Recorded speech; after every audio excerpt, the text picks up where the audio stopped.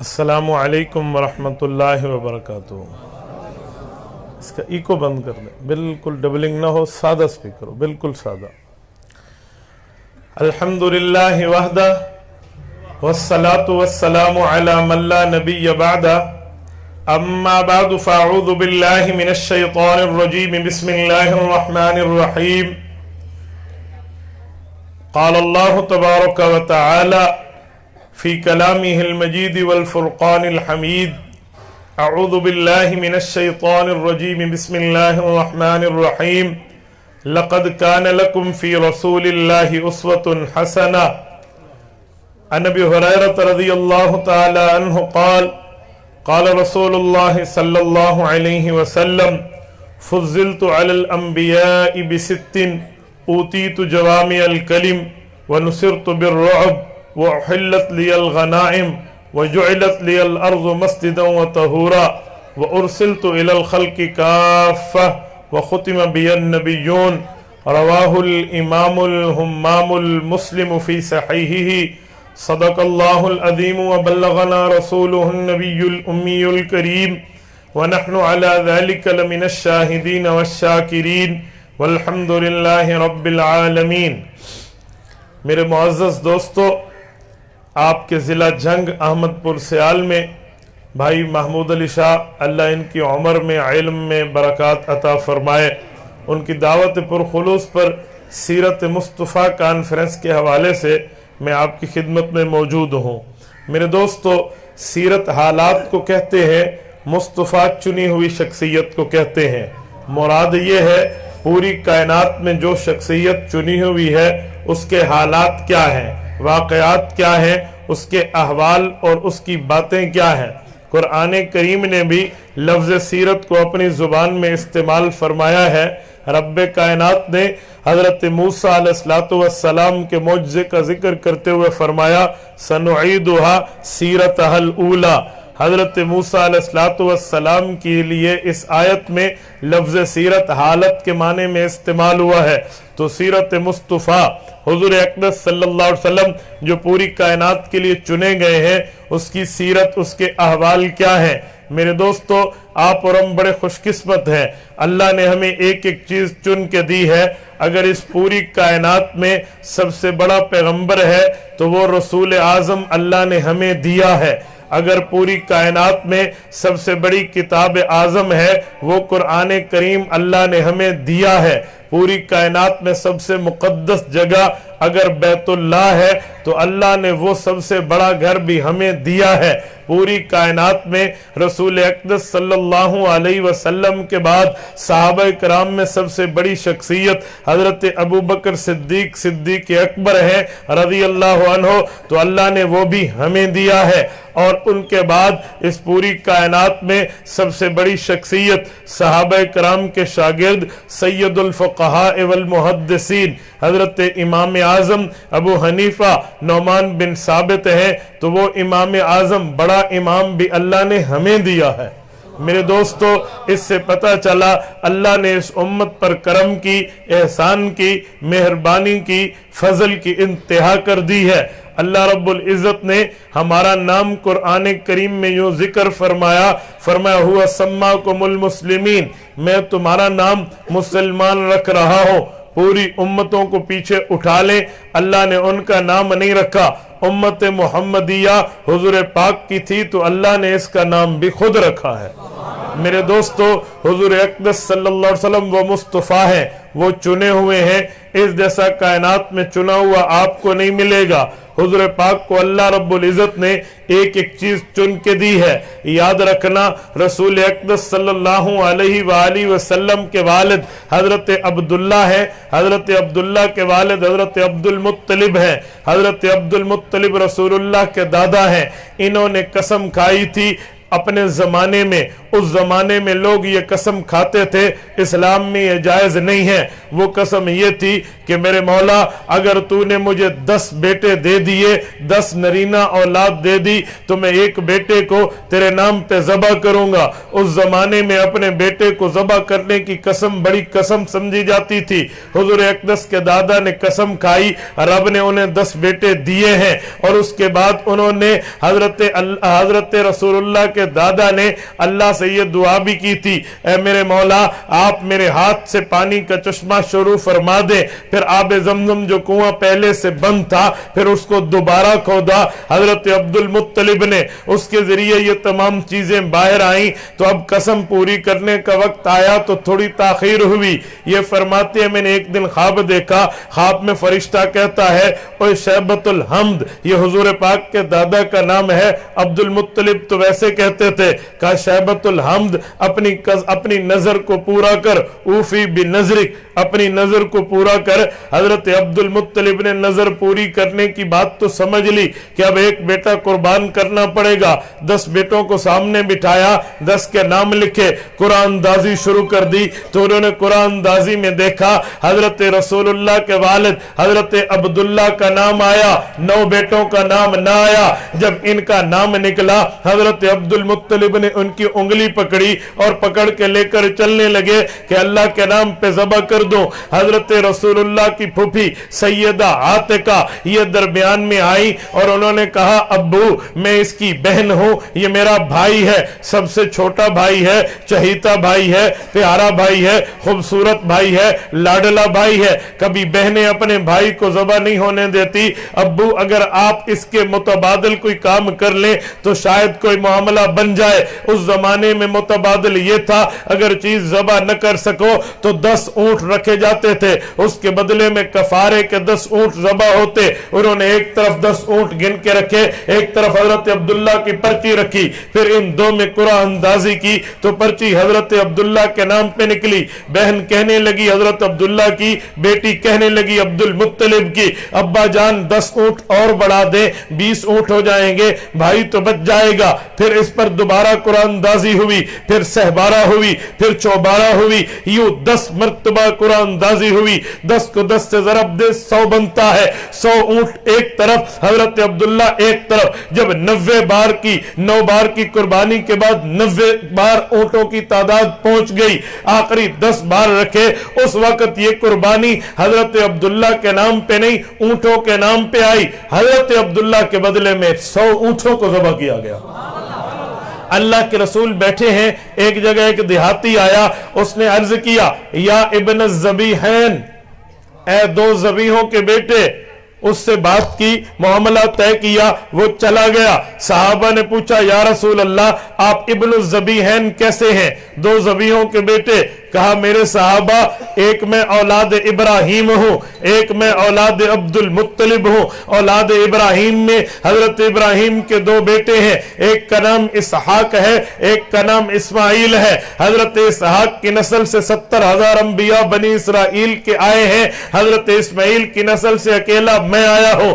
اسماعیل وہ ہے جس کے لیے میرے دادا حضرت ابراہیم نے خواب دیکھا تھا، یا بنی انی ارا فی المنام انی اذبحک فانظر ماذا ترى، اس کی وجہ سے قربانی کے لیے ان کو ساتھ لے کر چلے۔ جب زمین پر لٹایا رب نے اس کی جگہ دمبا دے دیا، وفدیناہ بذبح عظیم کہہ کر جب دمبا ملا پھر حضرت اسماعیل علیہ السلام کی جگہ اس دمبے کو ذبح کر دیا۔ گویا حضرت ابراہیم کا فدیہ اللہ نے دیا۔ وہ دمبا کسی دمبی کا بیٹا نہیں تھا، وہ دمبا کسی بکری منڈی سے نہیں خریدا گیا تھا، بکرا منڈی سے نہیں لیا گیا تھا، بلکہ اللہ نے جنت سے بھیجا ہے۔ وفدینا، اللہ نے جمع متکلم کا صیغہ بولا ہے جسے پرولل کہتے ہیں۔ یہ رب نے جمع کی بات کر کے فرمایا میں نے اسماعیل علیہ السلام کا فدیہ خود دیا ہے۔ پتہ چلا اسماعیل ذبیح اللہ ہے، اسی لیے حضرت اسماعیل کا کلمہ ہے لا الہ الا اللہ اسماعیل ذبیح اللہ۔ حضرت رسول اللہ فرماتے ہیں ابراہیم کے بیٹے اسحاق سے باقی انبیاء آئے، ابراہیم کے بیٹے اسماعیل سے اللہ نے مجھے بھیجا ہے۔ ایک ذبیح وہ ہیں, دوسرے زمین میرے ابو ہیں جن کے لیے 10 بار قرآن دازی ہوئی, 10ویں بار اونٹوں کا نام نکلا تو وہ بھی ذبی ہیں. یہ بوڑھا ہے, یہ پرانا ہے, یہ قدیم ہے, یہ بزرگ جانتا ہے, اسی لیے اس نے مجھے ابن الذبیحین کہا ہے.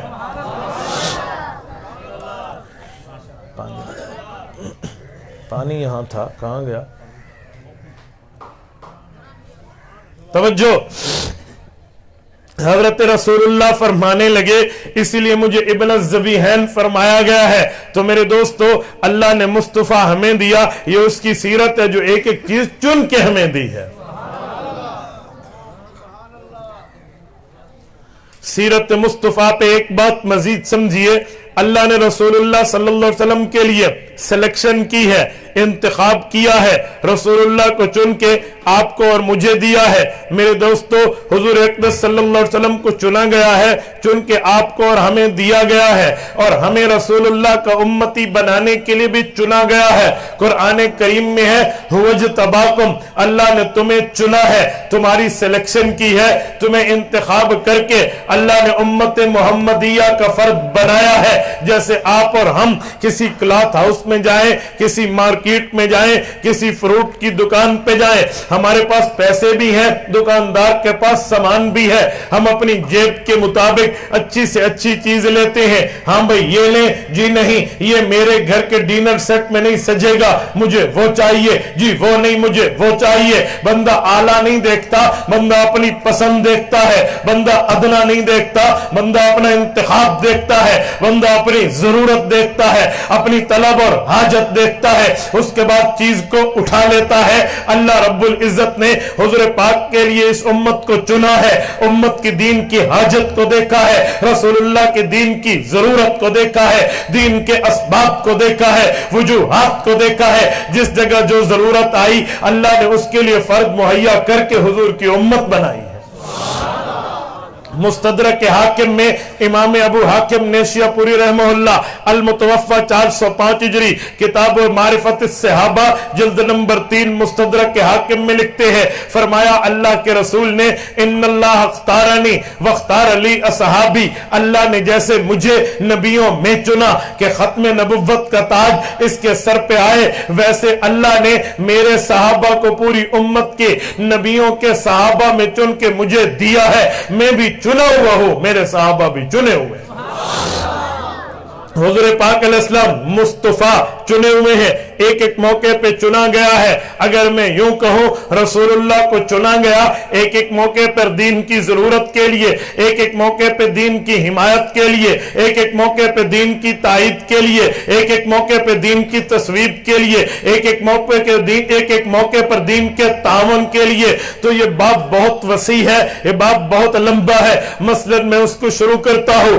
اللہ نے ایک ایک موقع پہ رسول اللہ کو چنا ہے. میرے دوستو, حضور اقدس صلی اللہ علیہ وسلم پیدا ہوتے ہیں, آپ علیہ السلام کی پیدائش کے بعد حضور کے لیے ایک ایک چیز چنی گئی ہے, تبھی یہ مصطفیوں بنے ہیں. اللہ کے رسول پیدا ہوتے ہیں, مکہ میں اس رات بچے اور بھی پیدا ہوئے تھے, لیکن حضرت عبد المطلب حضور پاک کے دادا نے ان کا نام محمد رکھا ہے. حضرت عباس سے پوچھا گیا آپ کے والد حضور کے دادا نے آپ کے نبی آپ کے بھتیجے کا نام محمد کیوں رکھا؟ وہ کہنے لگے میں نے اپنے ابو حضرت عبد المطلب سے پوچھا آپ نے ان کا نام محمد کیوں رکھا؟ میرے دادا کہنے لگے وجہ یہ تھی یہ میرا یتیم پوتا تھا اور میں نے یہ بات سوچی کہ اردت ان یحمدہ اللہ فی السماء ویحمدہ الناس فی الارض, میں یہ چاہتا تھا اس کا نام محمد رکھوں. محمد کا معنی تعریف والا, تاکہ اللہ آسمان میں اور مخلوقات زمین میں اس کی تعریفیں کرے.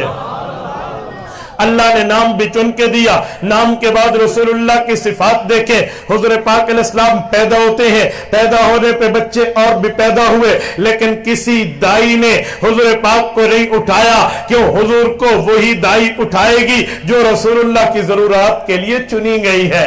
ہاں اسی نے اٹھایا جو اسباب کی دنیا میں زیرو تھی, جو سبب کی دنیا میں صفر تھی, جس کے پاس اونٹنی تھی تولا گر, جس کا گھر تھا تو غربت کا ڈیرا, جس کا معاملہ معاملہ تھا تو کمزوری والا یہ معاملہ، یہ عورت آئی ہے اور اس نے کہا چلو خالی نہ جاؤں۔ میرے دوستو، اللہ آپ کو مکہ مکرمہ اور مدینہ منورہ لے جائے، اللہ آپ کی برکت سے ہمیں ملے جائے۔ آپ بنو سعد کی بستی کا وزٹ کیجئے، مکہ مکرمہ سے آپ طائف کے ہدا کے راستے پہ جائیں، 170 کلومیٹر سے زائد کا سفر ہے جہاں بنو سعد ہے۔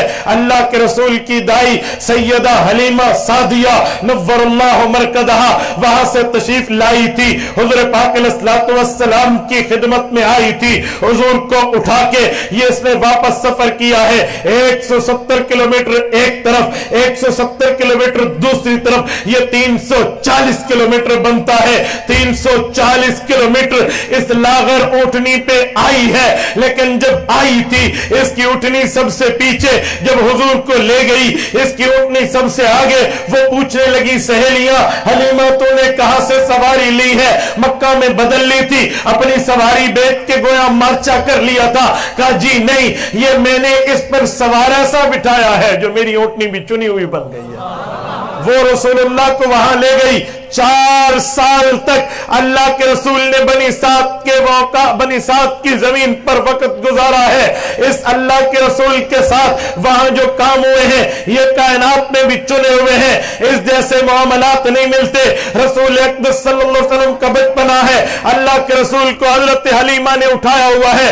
ایک بندے کے پاس دیگچی ہے، اس زمانے کا کوئی برتن تھا، میں نے دیگچی سے تعبیر کیا ہے، اس میں پانی ہے، حضور پاک کا ہاتھ بے خیالی سے اس میں چلا جاتا ہے، اس نے اپنے بیمار کو پلا لیا، اس کی بیماری درست ہو گئی، اس دن سے لائن بن گئی۔ بیمار اپنا پانی اپنے اوپر دم کرانے کے لیے برتن میں لاتے، اماں حلیمہ کے گھر میں حضور پاک کا ہاتھ مبارک اس میں ڈبویا جاتا، وہ پلا دیا جاتا، بیماروں کو صحت مل جاتی۔ یہ معاملہ یوں چلتا رہا، ایک عرصہ گزرا ہے، رسول اللہ صلی اللہ علیہ وسلم کی عمر 2.25 سال کے لگ بھگ ہے۔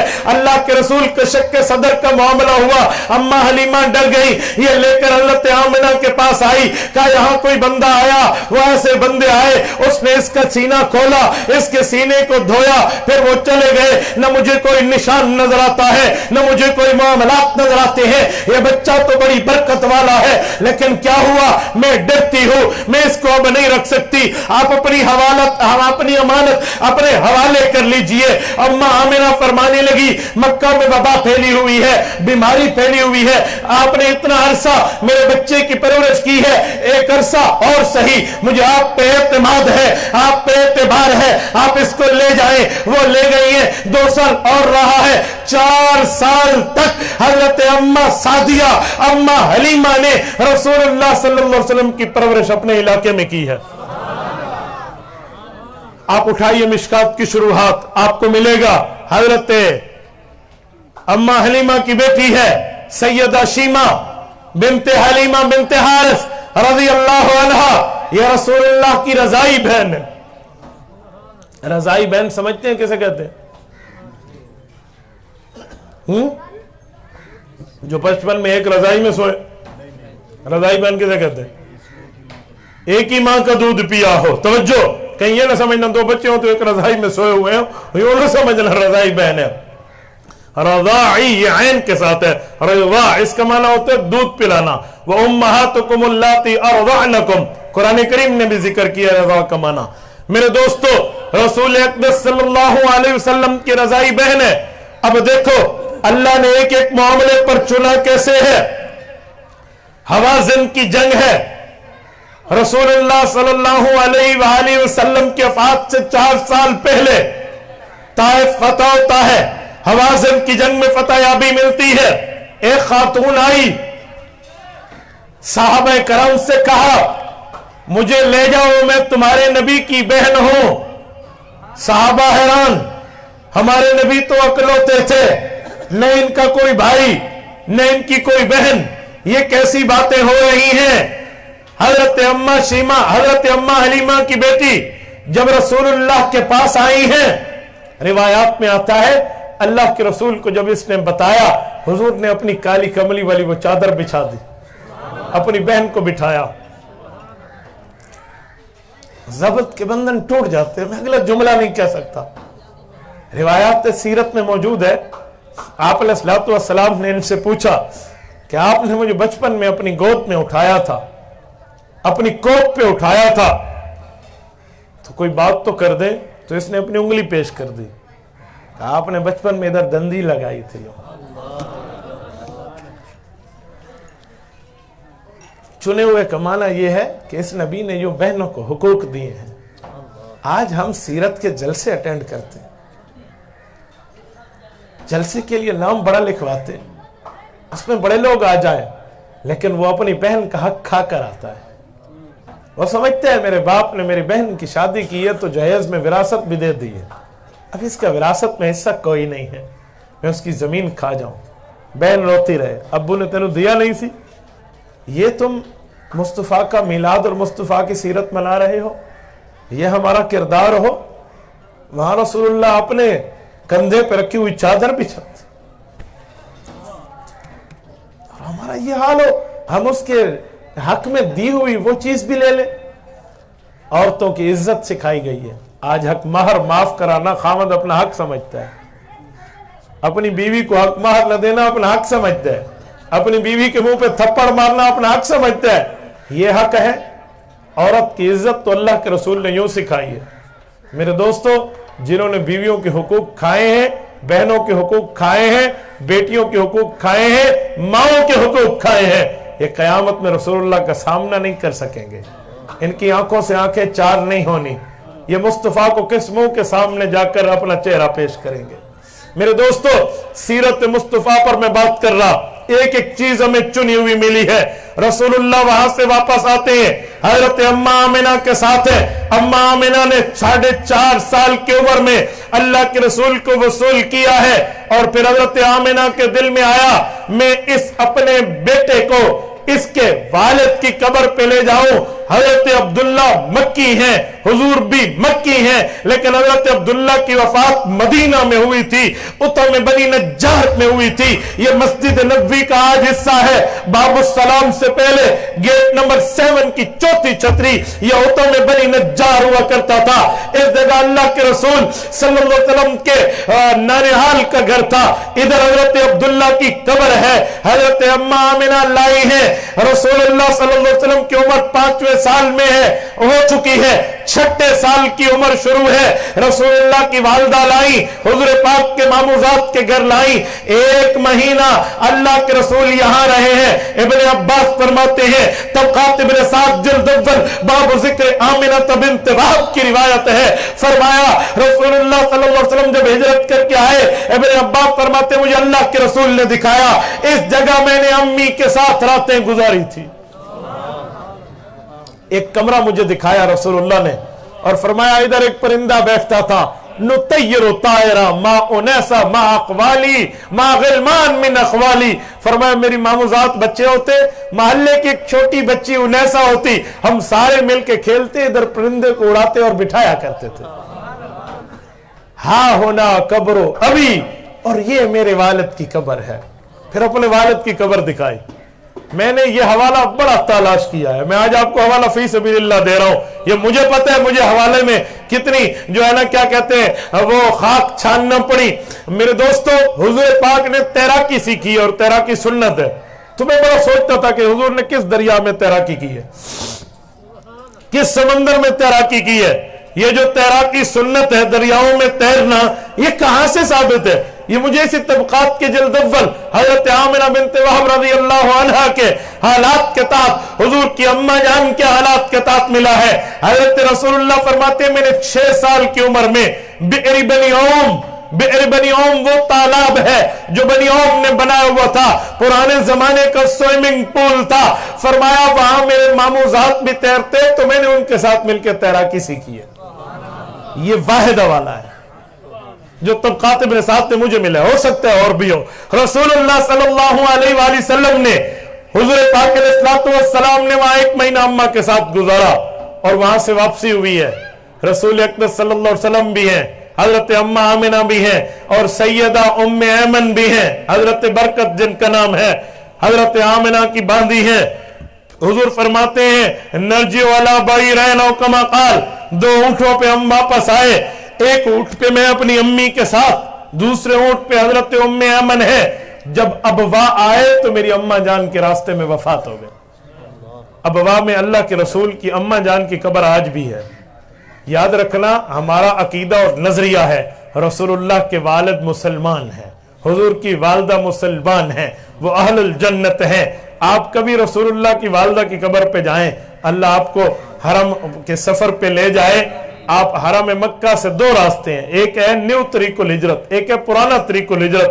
اگر آپ پرانے طریق الہجرت پہ سفر کریں, مکہ سے نکل کے جدہ روڈ پہ صابر آئیں, ملک عبداللہ سٹی آئیں, وہاں سے مستورہ آئیں, رابق کے روڈ پہ بائیں طرف آپ کو 22 کلومیٹر کے علاقے میں آپ کو ابوا ملے گی. اس ابوا کی وادی میں اللہ کے رسول صلی اللہ علیہ وسلم کے والدہ کی قبر مبارک آج بھی موجود ہے. میں اپنے سفروں میں تقریباً ہر سفر میں حضرت آمنہ کی قبر پہ حاضر ہوا, اب بھی حاضر ہوا ہوں. اس سفر میں کچھ عرصہ پہلے میرے دوستو سیدہ آمنہ کی وفات ہوتی ہے.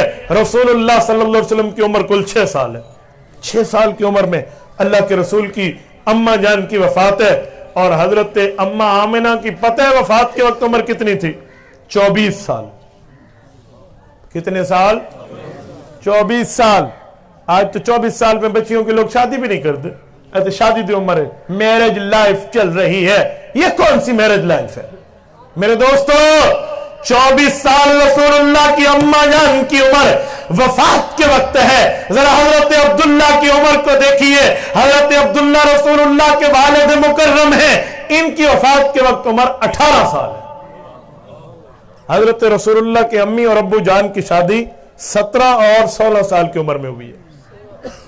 اندازہ لگاؤ. اس لئے کہتے ہیں بچپن میں شادیوں کو رواج دو. جب بچپن میں شادی کو رواج دو گے نکاح عام ہوگا, زنا ختم ہو جائے گا, بد نظری کا وجود ختم ہو جائے گا, گناہوں کی جڑ کٹ جائے گی. اگر آپ نے بالغ ہونے کے بعد شادیوں کو رواج دیا, جتنا نکاح عام ہوگا, اجالا جتنا عام ہوگا, اندھیرا اتنا کم ہوگا, روشنی جتنی پھیلے گی, تاریکیاں اتنی دور بھاگیں گی. تو نکاحوں کو عام کرنا سیکھیں. یاد رکھنا میرے دوستو, رسول اکرم صلی اللہ علیہ وسلم کے ساتھ حضرت ام ایمن یہاں سے واپس آئی ہیں.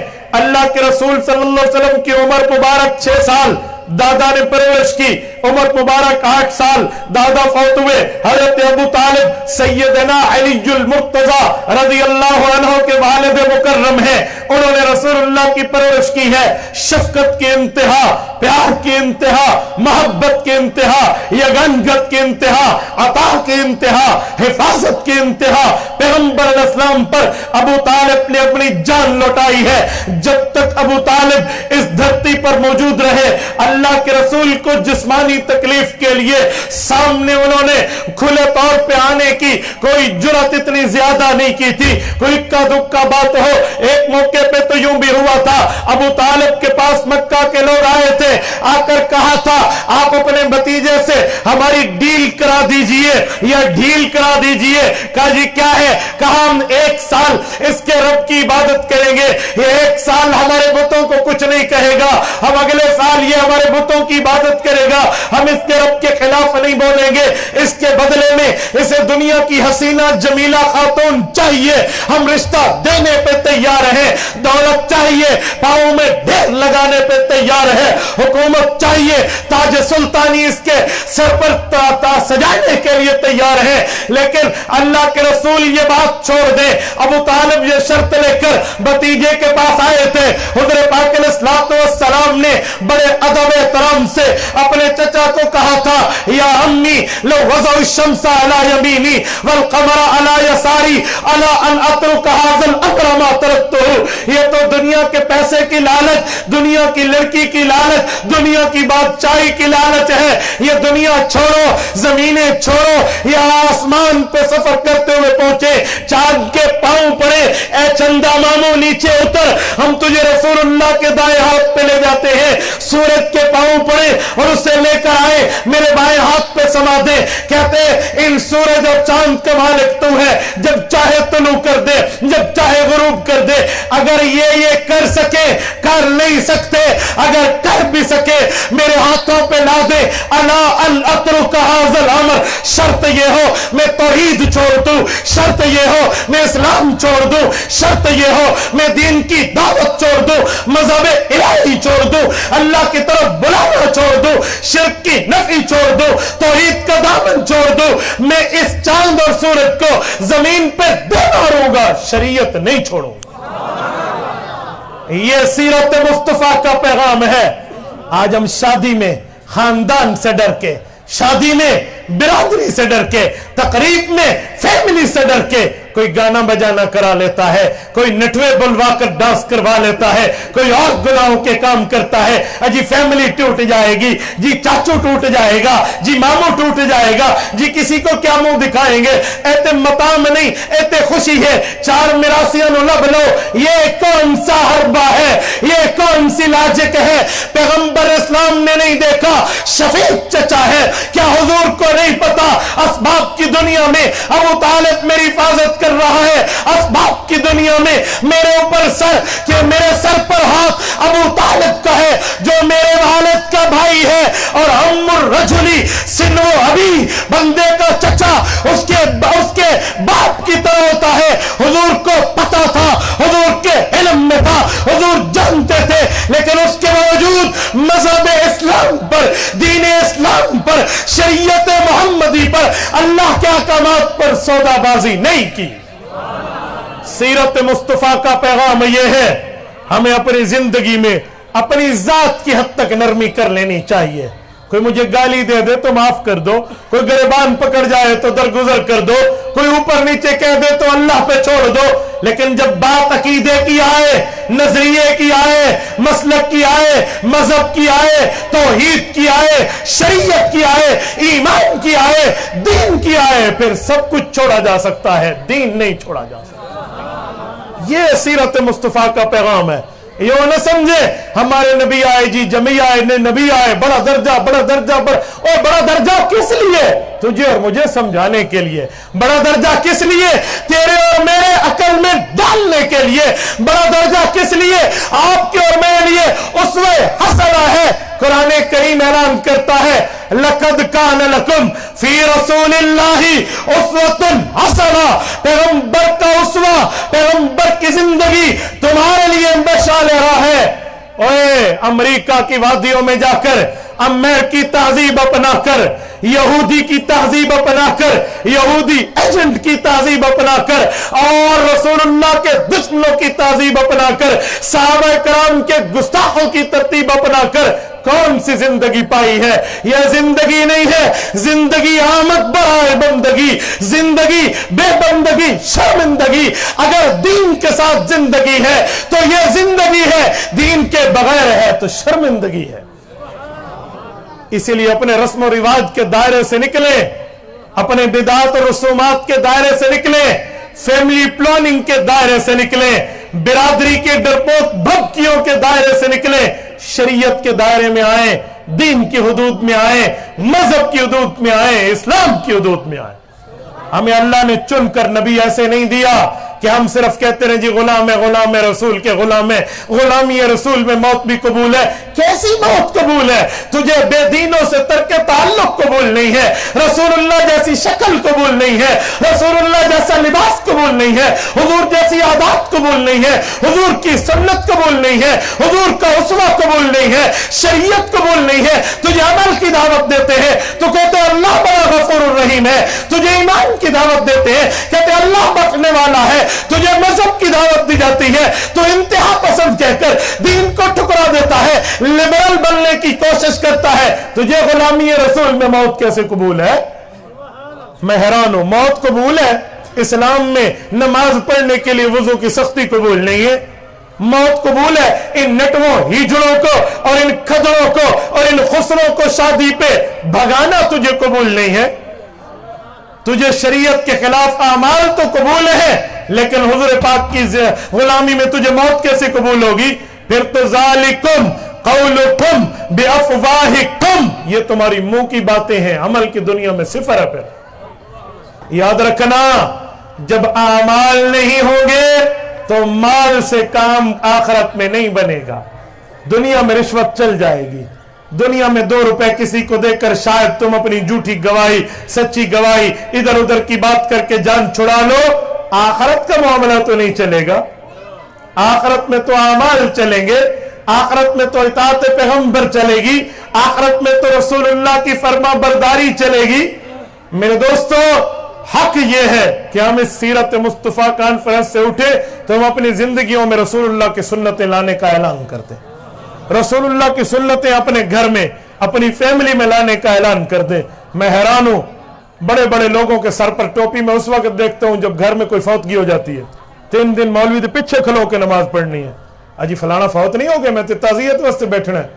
یار تو نے سنت صرف اس لیے رکھی ہے, تیرے معاملات اس لیے ہے, تیری معاشرت اس لیے. عجیب ہے, حدیث پاک میں اللہ کے رسول فرماتے ہیں میں نماز پڑھ رہا ہوتا, میری اماں بلاتی تو میں نماز توڑ کے لبیک کہتا. اور آج یہاں ماں بلا رہی ہے اور اس کو ماں کی ٹکے کی فکر ہی نہیں ہے. میں حیران ہوں. یاد رکھو, بیویوں کی بات ماننی چاہیے, عزت کرنی چاہیے. جو بیوی کی عزت نہیں کرتا اس کی بیٹی کی عزت اس کا داماد کبھی نہیں کرے گا. جو چاہتا ہے میری بیٹی کی عزت ہو وہ اپنی بیوی کو عزت دینا سیکھے.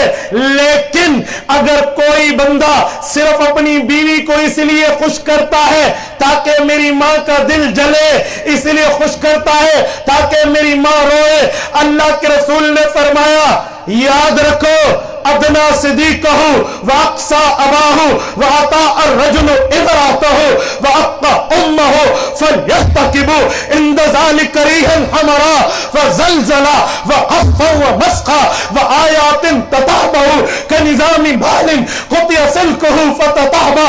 کہ اگر یہ منظر آ جائے لوگ بیویوں کو خوش کرے تاکہ ماں روئے. اللہ کے لیے بیوی کو خوش نہیں کرنا, ماں کے رلانے کے لیے خوش کرنا ہے. اور راز نیاز یاروں کو بتائیں, یاروں سے باتیں شیئر کریں, والد سے دوری پیدا کریں, باپ کی اطاعت نہ ہو. فرمایا یاد رکھنا جیسے تسبیح کے اوپر حصے کو جہاں داغے کی گرا لگی ہوتی ہے اسے کاٹ دو, پیدر پہ دانے گرتے ہیں, ایسے تمہارے اوپر عذابات کی لسٹ آ جائے گی. آج وہی منظر ہے. آج نوجوان اپنے باپ کو غلط کہہ رہے ہوتے ہیں. اس باپ نے بچپن میں اٹھا کر پالا, ماں نے بچپن میں لوریاں دے کر سلایا, یہ تھوڑا بڑا ہوا, شہوت کا بخار اس کے سر پہ چڑھا, لڑکی کو لے کر بھاگ گیا. مجھے بتائیں اس ماں باپ کی ناک کہاں جائے گی. اس دن ایک بندے نے مجھ سے رابطہ کیا, مولانا آپ سے ایک بات کرنی ہے, نیور مائنڈ. میں ان کا جی بالکل نیور مائنڈ, بات کریں, میں ناراض نہیں ہوں گا, مجھے وظیفہ چاہیے. میں نے کہا جی کس لیے؟ لڑکی تو مانتی ہے, اس کے ماں باپ نہیں مانتے, کوئی وظیفہ دے دیو. میں نے دل میں سوچا اس نے آج تک نماز کا وظیفہ تو نہیں پوچھا, زکوٰۃ کا وظیفہ تو نہیں پوچھا, بخشش کا وظیفہ تو نہیں پوچھا, روزے کا حکم تو نہیں پوچھا, اذان کا طریقہ تو پتہ سے آتا ہے یا نہیں آتا, لڑکی کا وظیفہ مانگ رہا. میں نے کہا میرے بھائی وظیفہ تو دے دوں گا لیکن ایک بات بتانا, آج اگر وظیفے لے کر شادی کر دی اور یوں بکا کر شادی کر لی تو کل تیری بیٹی بھی کسی اور مولوی کے پاس جائے گی, کہے گی وظیفہ دے دو, ابو نہیں مانتا, تجھے قبول ہے تو دیتا ہوں وظیفہ. اجی نہیں. میں نے کہا پھر حیا کر, پھر شرم کر, پھر کچھ ماحول دیکھ. یہ ہمارے اندر یہ معاملات ہیں. میرے دوستو میں بعض اوقات حیران ہو جاتا ہوں, لوگ اجی وظیفہ دے دے قرضہ اتر جائے. میں نے ایک بندے سے پوچھا قرضے اتارنے کے لیے تجھے وظیفے نہ پڑھنے پڑتے, اگر تیری نیت یہ ہوتی قرضہ لیتے وقت کہ میں یہ قرضہ اتاروں گا, حدیث پاک میں ہے اگر کوئی قرضہ اس نیت سے لیتا ہے کہ میں ضرور اتاروں گا, رب اس کی مدد کرتے ہیں, وہ ایک دن قرضہ اتار دیتا ہے. اگر اس نیت سے لیتا ہے کہ میں کھا جاؤں گا, نہیں اتاروں گا, اللہ اس کی مدد نہیں کرتے. کوئی مجھ سے قرضہ اتارنے کے وظیفے پوچھے تو میں کہتا ہوں ایمان سے بتا, جب قرضہ لے رہا تھا اتارنے کی نیت تھی؟ اجی ہوتے پیچھے لگ گئے تو اس وقت ایسی سوچا ہی بس جان چھٹ جانی ہے. ہماری پشتو زبان میں کہتے ہیں نن بشی سبا بشی, آج ہو جائے گا اور کل ہو جائے گا. تھوڑا صبر کرو تے ہو جانا ہے، بے فکر رہو تے ہو جانا ہے۔ اسی دینے یو کال بڑا تگوری، 1 سال آگے دیکھ لینا، یو جملہ کہہ کر جان چھڑاتے ہیں۔ تو اس نیت کے لینے والے کی وظیفے کام نہیں کرتے۔ آپ کہیں مجھے اعلیٰ صورت بتائیں جو میں نماز میں پڑھوں، وضو تم نے کیا نہ ہو تو نماز ٹھٹ قبول تھی ہونی ہے؟ نماز کیا قبول ہونی ہے؟ تیرا وضو تو نہیں ہے، تو وظیفہ لے رہا ہے قرضہ اتارنے کا، لیتے وقت تو تیری نیت ہی نہیں تھی۔ میرے دوستو، حقوق اللہ کے ساتھ حقوق العباد بھی صحیح رکھیے۔ بہنوں کو حق دینا سیکھو، بیٹیوں کو حقوق دینا سیکھو، بیویوں کو حقوق دینا سیکھو، ماں کی عزتیں کرنا سیکھو، اپنے والد کا مزاج سمجھنا سیکھو، اپنے بھائیوں سے تعلق مضبوط کرو۔ خدا کی قسم تمہارے خاندان پر رحمتیں آئیں گی۔ آج بھائی بھائی کا حق کھائے، بھائی بہن کا حق کھائے، بہن بھائی کا حق کھائے۔ بھائی کا پتہ چلتا بہن سے محبت کا اس وقت ہے جب بھائی کے پاس اپنی اس کی بیوی آ چکی ہوتی ہے، پھر پتہ چلتا ہے یہ اپنی بیوی کی زیادی قدر اس لیے کرتا ہے تاکہ بہن روئے، یا اس لیے کرتا ہے تاکہ اللہ خوش ہو۔ پھر اس بھائی کا پتہ چلے گا۔ پھر اس بھائی کا، اس دن ایک بھائی کو ایک بہن اٹھا کر لے جا رہی تھی گلی میں، چھوٹی بچی تھی، وہ اپنے چھوٹے بھائی کو اٹھا کر لے جا رہی تھی۔ میں نے دوستوں کا میں نے کہا دیکھا، یہ دیکھا نا، آج بہن اٹھا کر لے جا رہی ہے تاکہ میرا بھائی تھکے نہیں، بچہ ہے بھائی۔ کل یہ بھائی بڑا ہو کے کہے گا تینوں تے ابے حصہ دیتی تا تو کنو زمین دی مالک نکل آئی ہیں، کل یہی کہے گا، کل یہی کہے گا۔ میرے دوستو، اسی لیے حقوق نہ دیے، 100 حج بھی کر لیے تو کوئی فائدہ نہیں ہے۔ حقوق دینا سیکھو، حقوق دینا سیکھو۔ یہ نہ سمجھے میں حق کھا کے اگلی صف میں آ کے نماز پڑھوں گا تو بخشا جاؤں گا، جی نہیں۔ شقی محروم وہ بندہ ہے جس کی نیکیاں قیامت میں وہ لوگ لے جائیں گے جن کے حق اس نے دینے ہیں، ان کے گناہ یہ لے کر جہنم چلا جائے گا۔ لَا يَحْمِلُنَّ أَثْقَالًا وَأَثْقَالًا مَّا أَثْقَالِهِمْ۔ میرے دوستو، اسی لیے آج کے پروگرام کا میسج اور پیغام یہ ہے کہ اپنی زندگیوں کو سیرت مصطفیٰ کے مطابق بنائیں گے۔ سارے دوست وعدہ کرتے ہیں کریں گے۔ اللہ آپ کو اور ہمیں صراط مستقیم عطا فرمائے، رسول اقدس صلی اللہ علیہ وسلم کی سیرت پر عمل کر کے اس کو پھیلانے کی توفیق عطا فرمائے۔ وآخر دعوانا ان الحمدللہ رب العالمین۔ ایک اعلان سن لیں، آپ میں جو نوجوان بیٹھے ہیں جو خصوصاً اپنی آئی ڈیز چلاتے ہیں، اپنے پیجز پر آئی ڈیز چلاتے ہیں، سوشل میڈیا پر، فیس بک پر، tune.pk پر، گوگل پر، یوٹیوب پر، میں ان کو کہتا ہوں ایک کام کے اندر احتیاط کیا کرو۔ گستاخان رسول، گستاخان صحابہ کی بہتات ہے دنیا میں، ان کی ویڈیوز کو اپنی پیجز سے لائک نہ کیا کرو، اپنی آئی ڈیز سے شیئر نہ کیا کرو، اپنی آئی ڈیز سے کمنٹ نہ کیا کرو، ورنہ وہ تم اس کے پھیلانے کے ذمہ دار ہوں گے۔ کچھ دنوں پہلے ایک کذاب آیا جرمنی سے جس نے نبوت کی شان میں گستاخی کری، اس بے ایمان کی ویڈیو ہمارے مسلمان شیئر کر کے کہتے تھے لعنت کرو اس پہ۔ میں نے کہا میرے بھائی، لعنت کرنی تھی تو ڈیلیٹ کر دیتا، تجھے کس نے کہا تو اس کی اشاعت کا سبب بن، تجھے کس نے کہا تو اس کے پھیلاؤ کا سبب بن۔ تو اسی لیے اہل باطل کی نہ چیزیں شیئر کیا کرو، نہ ویڈیوز شیئر کیا کرو، نہ ان کی نعتیں شیئر کیا کرو، نہ ان کے کلام شیئر کیا کرو، نہ ان کے مشاعرے شیئر کیا کرو، اہل حق کا ساتھ دیا کرو۔ نمبر 2، آپ کو ہمارے بیانات اچھے لگیں تو آپ ہمارا پیج لائک کر لیں، ورنہ میں کسی کی منت نہیں کرتا۔ مجھے دوست بتاتے ہیں پیج پر فلاں بندے نے لکھا یہ بندہ تو مولانا فرمان کا حمایتی ہے اس لیے ہم اس کے پیج کو ان لائک کر رہے ہیں۔ میں نے کہا کل کا آج کر لے، میں کو تیرے ترلے کیتے سن کہ تو میرا پیج لائک کر، ہم کل بھی اہل حق کے ساتھ تھے، ہم آج بھی اہل حق کے ساتھ ہیں، تو چھڑ جا، دفع ہو جا، کل دا آج دفع ہو جا، مینو تیری کیلی لوڑ ہے۔ بعض لوگ یوں سمجھتے ہیں، تو میں انہیں کہتا ہوں جن کو ہم اچھے لگتے ہیں، ہمارے بیانات، استدلالات، قوت اچھی لگتی ہے، وہ ہمارے پیجز کو لائک کریں۔ فیس بک پر بھی، یوٹیوب پر بھی مفتی عبدالواحد قریشی لکھ لیں، فیس بک پر آپ کو پیج ملے گا، آپ اس کو لائک فالو سی فرسٹ کر لیں، یوٹیوب پر چینل ملے گا، اس کو سی فرسٹ کر لیں۔ یہ ایک بیان ابھی چل رہا ہے اور 5 لاکھ آدمی تک پہلے کلک میں جاتا ہے، ہمارے پر 2.5 لاکھ اس کے لائک سے اور 3.5 لاکھ اس کے فالوور ہیں۔ ایک بیان ابھی 1 گھنٹے کے بعد اس کے ویورز دیکھ لینا آپ، تو آپ اس کو چیک کر لیں۔ اہل حق کے اگر دل مانے تو ساتھی بنے۔ آخری بات، جو واٹس ایپ لوگ چلاتے ہیں، جو واٹس ایپ چلاتے ہیں وہ اپنے موبائل پہ نمبر لکھ لیں، میں انہیں نمبر بتاتا ہوں، وہ ہمارے گروپ میں ایڈ ہو جائیں گے، ان کو یہ نمبر مل جائے گا، وہ یہ نمبر اپنے پاس لکھ لیں، واٹس ایپ سے آپ ہمیں میسج کریں تو آپ ہمارے گروپ میں ایڈ ہو جائیں گے، ہم آپ کو بیانات وغیرہ روزانہ کی بنیادوں پہ آپ کو ٹیم بھیجتی رہے گی، آپ یہ نمبر نوٹ کر لیں۔ جو واٹس ایپ جانتا ہے وہ نوٹ کرے، جو نہیں جانتا انہوں سمجھاون والا اوکھا کم ہے، واٹس ایپ ہوندا کی ہے، جڑا نہیں جاندا نا وہ آ کے بحق کے تے سچ ہے، جڑا جاندا وہ لکھ لے 0333 998 7709 0333 998 7709۔ جزاکم اللہ تعالی۔